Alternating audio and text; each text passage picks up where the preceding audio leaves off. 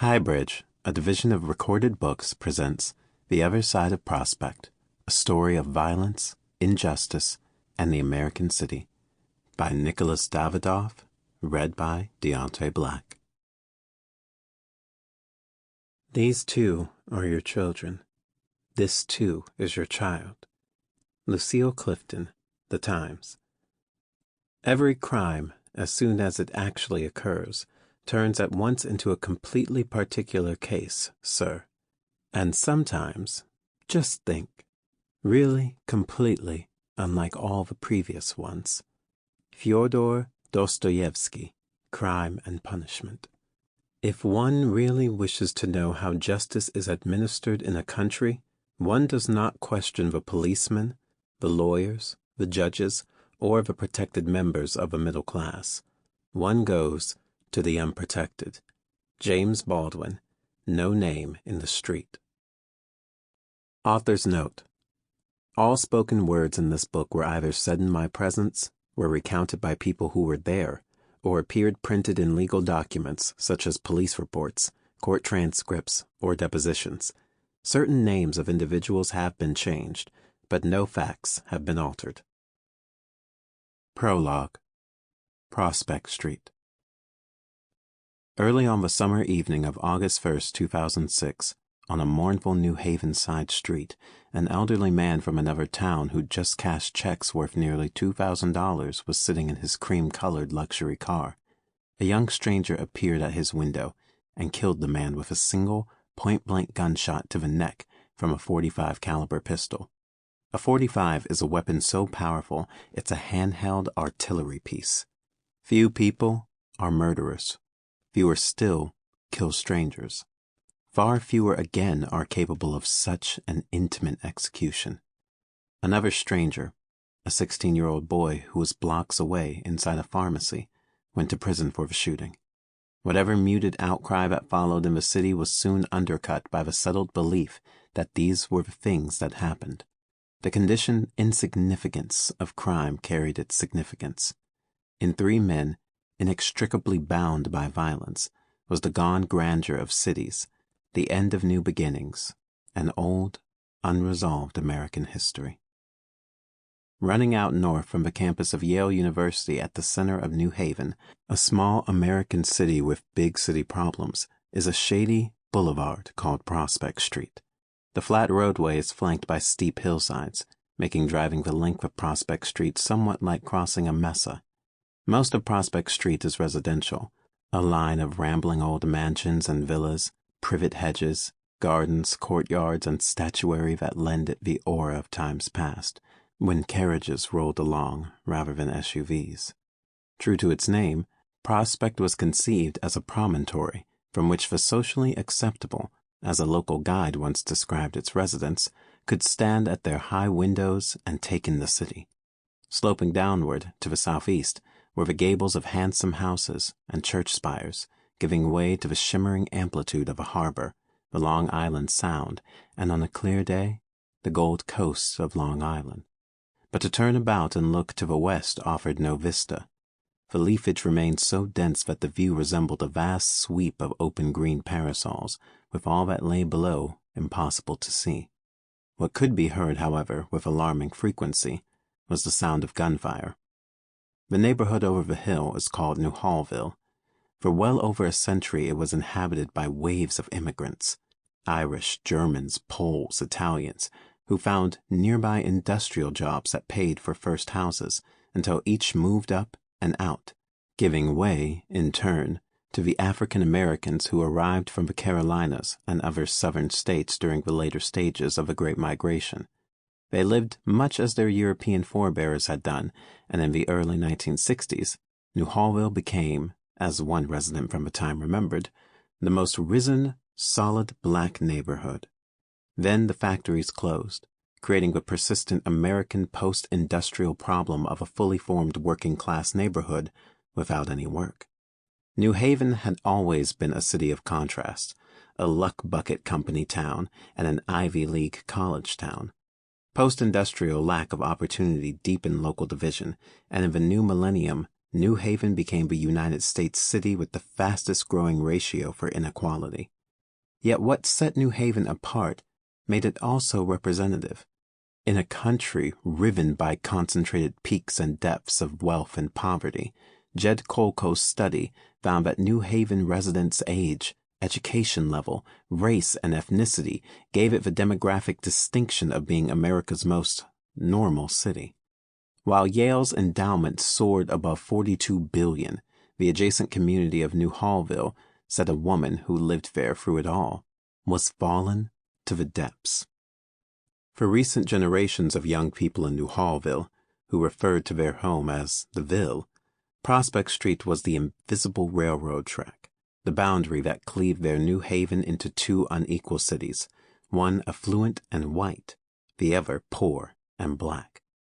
Those on each slope of a hill spoke of a community up and over as the other side.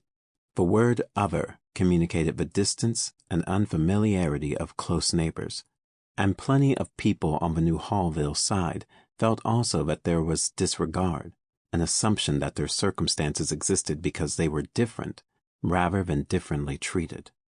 This was a long-standing American class phenomenon. As the wealthy white New York reformer and co-founder of the NAACP, Mary White Ovington wrote for her later 19th century childhood in fashionable Brooklyn Heights near a workers' district, no place was more remote than that section of the city in which persons of a different caste lived.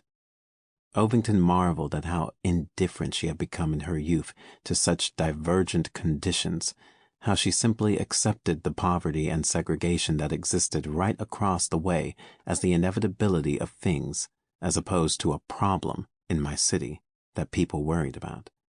That it was willful unawareness, never personal or urgent, was exactly the problem. When in 1968, Martin Luther King Jr. gave a speech in suburban Detroit he called The Other America, he explained that a geographic dualism persisted in every city in our country.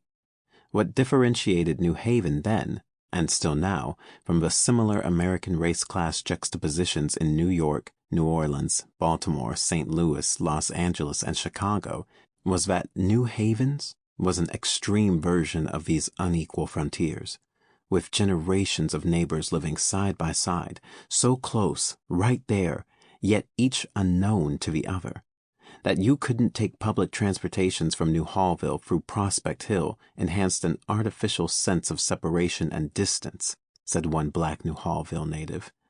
Another black man from New Hallville, Ned Moundsman, grew up with parents working the first and third shifts at munitions, packaging, and bagel factories that all would go out of business or leave town.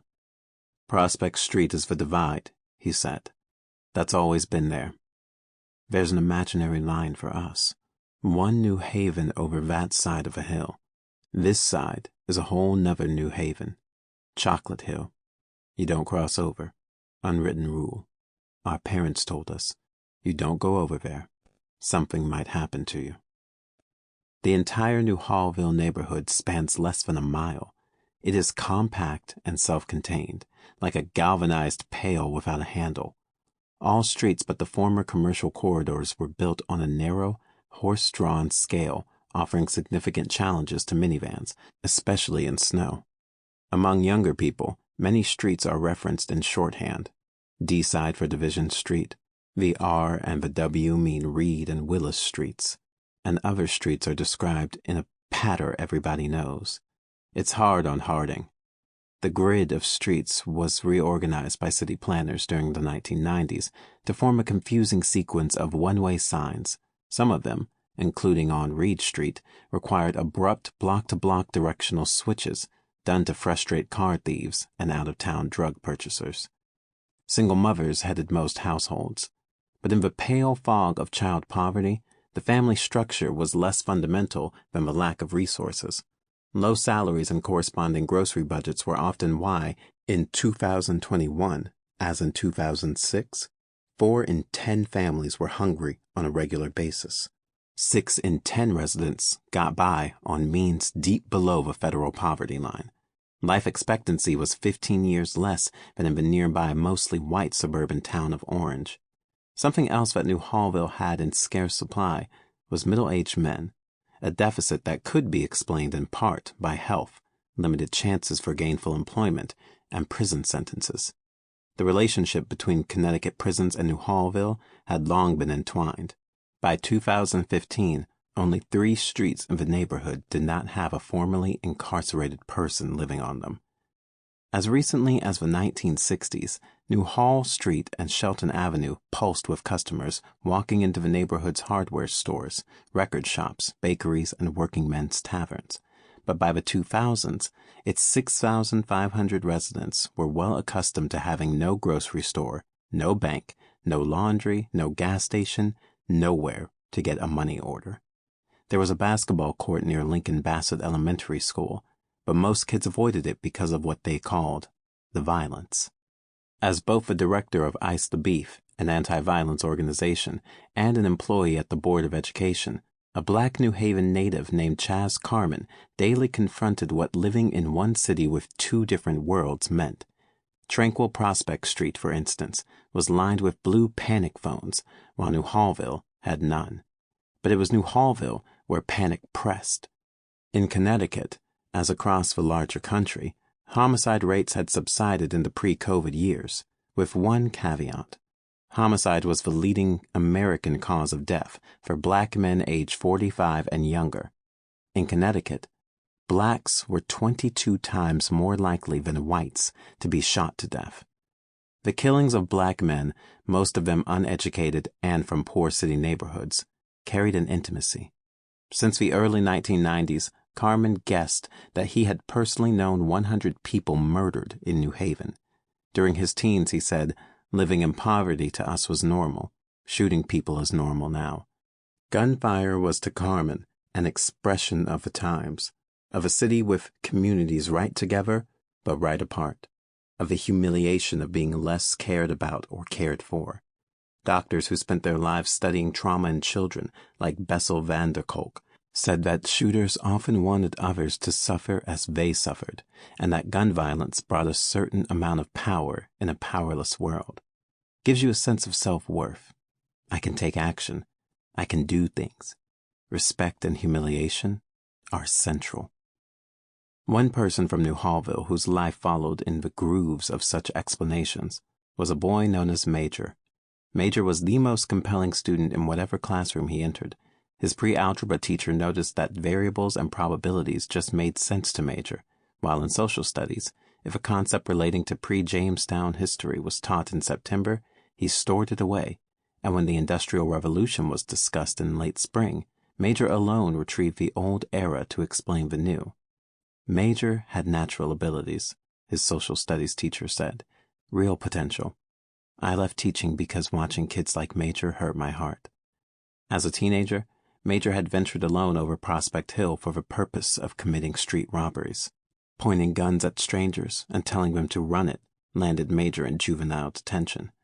There, a man who counseled him took in both Major's intelligence and his emptiness of spirit, his twilight feeling, even at age 15, that the city held no hope for somebody like him. After Major was released, he soon moved on from being a stick-up kid to being thought to have committed so many street murders in the summer of 2006, he became neighborhood famous for violence. As another young New Hallville shooter said, Major was brief, full-fledged. After Major was murdered himself, there was a gust of public grief for him, a church overfilled with mourners. Nobody wanted a child to follow this course, but Major, too, was an extreme variation on a common American calamity. Major's tragedy was interwoven with the tragedies of his victims, those who died, and also young people uninvolved in street violence becoming enmeshed because they were from the neighborhood. Such was the case with Bobby. In 2006, to those young New Hallville men in the neighborhood drug game, 16-year-old Bobby was just around. He wasn't deep into the streets, was instead a still-growing teenage face in the crowd of corner-standers who described spending their time politicking outside an all-night market known as the 2-4, another boy who cared about basketball, girls, and Air Jordan sneakers, a corny stoner who hung out watching Space Jam over and over with a kid 2 years younger whose nickname was Regular. Bobby himself didn't have a nickname.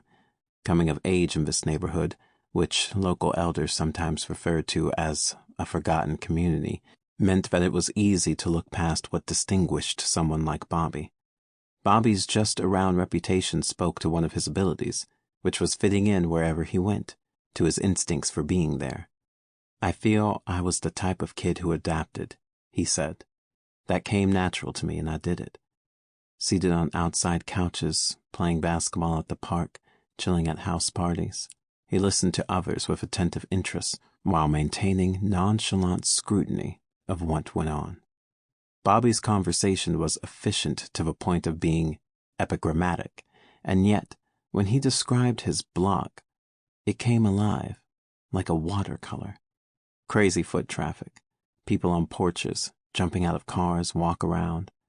Not yet fully grown at 5'6", with an induction buzz cut for summertime that emphasized protruding ears, dark skin, a trusting pre-adolescence in his eyes. Bobby was skilled at being watchful without seeming watchful. An alert, accurate, close observer who saw blurry life with clarity and remembered what he saw. "I pay attention to everything," he said, thinking back on his boyhood self. "I knew who was who. I knew everything. It's not hard. You notice my eyes are always moving, taking everything in. That's different about me."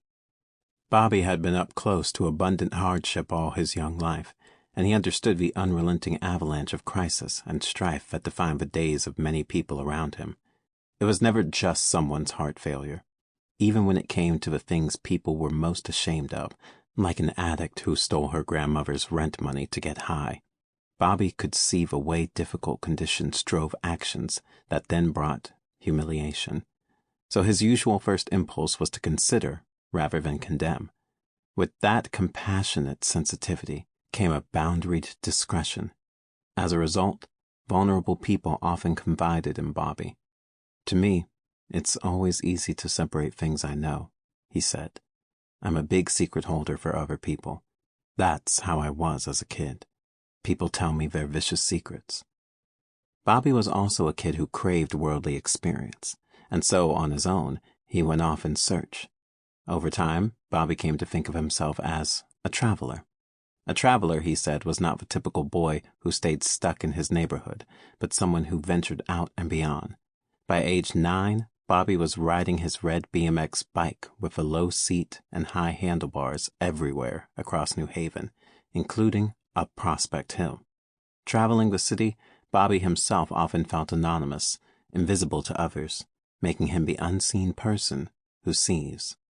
Astride his BMX bike, Bobby could traverse New Hallville in less than 3 minutes, moving from the marshy, cat-tailed beaver pond to the west out by Sherman Parkway. He'd crossed the busy Dixwell Avenue strip by the 2-4 and pedaled several blocks through the forlorn, used dishwater everydayness of the flats. Streets named for flowers, lilac, and shrubs, hazel, were lined with small, close-to-the-curb wood-frame Victorian homes, often split into multifamily units. The sidewalk meridians had rows of tree trunks sized out of proportion to the narrow roads and buildings, the branches creating such a thick canopy that even on bright summer days they contributed, in Bobby's mind, to the dark energy of New Hallville. At Winchester Avenue, he'd pedal more vigorously, climbing the steep residential escarpment of Up Top, passing red traffic signs that were sometimes amended in white spray paint to read "Stop Snitching." At the hill's crest, he came bursting over the lip onto Prospect Street, where abruptly, America changed. On the hilltop, Bobby had parallax views of his parallax city. "It's wicked," was his assessment of a stark Prospect Street divide. "These people literally in your backyard, your next-door neighbors." Because people, as Bobby put it, stay in their own zone. There was insufficient sense outside New Hallville of a way old problems became new problems. Most of those, for instance, who relied on food stamps, traced their histories back to Reconstruction era, formerly enslaved Southern rural black families who never received the promised 40 acres of farmland. Black ministers then had proposed land redistribution so we can best take care of ourselves. When he was up around Prospect Street, Bobby sensed wary eyes on him, that he was being sized up as an interloper lacking a passport. Still, to him there was agency in being a traveler, and he enjoyed the quality of the air, the sightlines, even the substance of the rainwater seemed superior. "That's this city," he said. "Come over that hill. It's a whole different reality. You can feel peacefulness. By contrast to New Hallville," he said, "you feel the harm. It's dirty. No maintenance of properties. The liquor stores, little corner bodegas. No fresh, no healthy. You look around. Why is it not healthy?" Down in the Ville, every kid Bobby knew, whether just around or in the game, had to reckon with the possibility of violence. The nature of gun violence was that aggressors one day were victims the next, and the silent, uninvolved majority in the neighborhood were damaged by proximity. By age 16, Bobby had lived vicarious mayhem enough that it's impossible to run out of stories. If I had a recorder to follow me across my life, stuff I seen, people killed in front of me, shot, stabbed, beat up. He estimated that 20 young people he knew had died. It was more when he actually began counting. If Bobby needed to get away and feel better, he took out his bike and rode up to Prospect Hill. Bobby believed if there was apathy for New Hallville among those living in New Haven's prosperous areas, and probably scorn. To Bobby, it seemed taken for granted by those over the hill that black people on his side should be poor and reside in a less desirable place to live, and that likewise nobody up there had any idea of what the day-to-day was for a person like Bobby. Prospect Street functioned as a one-way reflective glass. Bobby could see them, but they couldn't see him. The police could. The police were thought by young people in New Hallville to be instantly responsive to crimes committed on Prospect Hill, which made potential culprits over the hill stay away. "The consequences are more severe when you're in good communities," Bobby said. It was a very small New Hallville cohort who were the feared neighborhood stick-up kids, and most everyone knew who they were. But Bobby said even his impeccably law-abiding peers from the neighborhood would never spend time near Prospect Street, afraid of being roughed up or arrested for being where they didn't live. This led Bobby to relax up there in a way he never did down in New Hallville. "On Prospect Street, you don't have to go eye surfing," he said. "New Hallville, you can't park and sit there. On Prospect, nothing happens." In his own heavily policed neighborhood, Bobby sensed a different law enforcement calculus. "Move on to the other side of Prospect," he said. "They don't give a damn about New Hallville murders, as long as they arrest someone." People around Bobby were bothered when their neighborhood was reduced to its problems. For many who lived there, such as Bobby's close friend and teenage crush, a slightly older honor student named Shay, New Hallville was the old neighborhood. Shay's maternal grandmother had come up from Georgia to work at the Winchester gun factory and owned the house Shay grew up in, down the block from Bobby on Willis Street. Wherever she went, just about everybody who happened to be there would greet her. "Shay! What up, Shay?" Even those Shay hadn't met were bound to be familiar. If you don't know that one, they know 2 of your 3. And even if I don't know 2 of their 3, they know at least my 1. So everybody is some way connected. That the Ville was all family knit also came over Shay after school when she'd walk down New Hall Street, past the house decorated with figurines, colored bottles, and other Southern-style yard art, perhaps stopping in at Mr. Eddie's barber shop, where for school children in this neighborhood with no library, the owner kept a dictionary and other reference books. Waiting customers could peruse magazines and a copy of A Black Man's Guide to Law Enforcement in America. Moving along, Shay might encounter a local pastor staging a spontaneous sidewalk gathering. "He'll walk out and sing and have a church service right there on the corner," she said. Street preachers were commonly seen in Shay's family's part of the South, and while Shay thought people up north are very for themselves, these neighbors were trying to do community stuff. And that's what I like. To her, the richly textured neighborhood itself was family. Throughout New Hallville, there were plenty of older homeowners, like Shay's grandmother, who had decided they would never leave. It wasn't just the houses they owned, it was the serious work of life they'd put into the neighborhood. There was an animating feeling to these narrow streets where arrivals from far away had made their existences. An underground entrepreneurial spirit that went back to the side hustles and bootlegger houses born out of Jim Crow privation in the South. For fulfilling life's small, spontaneous staples and pleasures, said Shay, the Ville is the spot. You can get anything you need at 1 a.m. Like, you can get a potato and you can get a bag of sugar, or you can get a $1 soda at 1 a.m. No other neighborhood has it like this. The situation corresponded to the New Hallville trees. Those large branches brought somber shadows to the sidewalks, and they also conveyed life, health, and beauty. People who'd grown up in New Hallville and then long since departed often returned for haircuts, for church, for socializing. One contingent of older African-American men routinely parked their Mercedes and Cadillacs on Shelton Avenue and went into a clubhouse they called the Mud Hole for a Saturday drink and a game of poker. Many had come to New Haven's factories 50 years ago as young men from the rural Carolinas, and even now might refer to themselves as country boys. Among them was a former Wolfton, South Carolina farming kid, Herbert Fields, Jr., known as Pete. In 1960, when Fields' parents bought a house on Reed Street, that was still the time of a prevalent rising black middle class in New Hallville, and the Fields kids walked up and over Prospect Hill without thinking anything about it. By 1964, Pete Fields had a career and a mortgage of his own out in West Haven.